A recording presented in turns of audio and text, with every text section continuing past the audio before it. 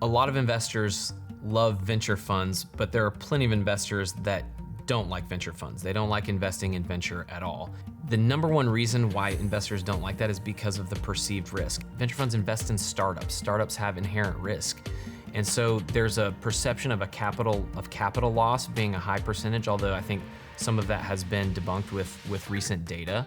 There are more compelling reasons as well. Venture funds have illiquidity in them, meaning when capital is called and investors invest, they're not able to easily get their money out of that investment, as opposed to public securities. You can invest and you can get your money out relatively quickly without a ton of transaction costs.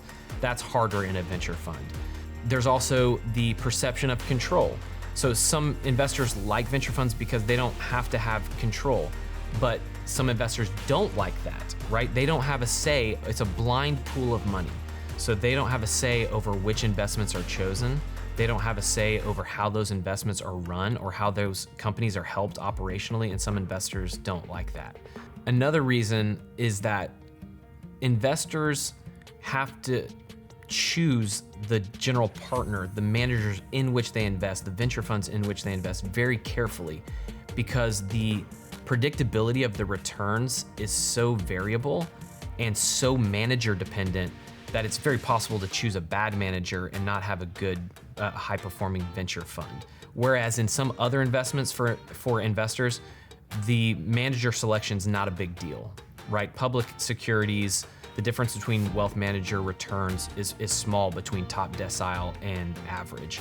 In venture, that dispersion is very, very large. So you have to be able to choose managers and choose them wisely, and a lot of investors just don't like that unpredictability. And then there's the fees. Investors perceive economic drag because of management fees that exist within venture and because of carried interest percentages, which can vary within funds, but investors see that as an economic drag.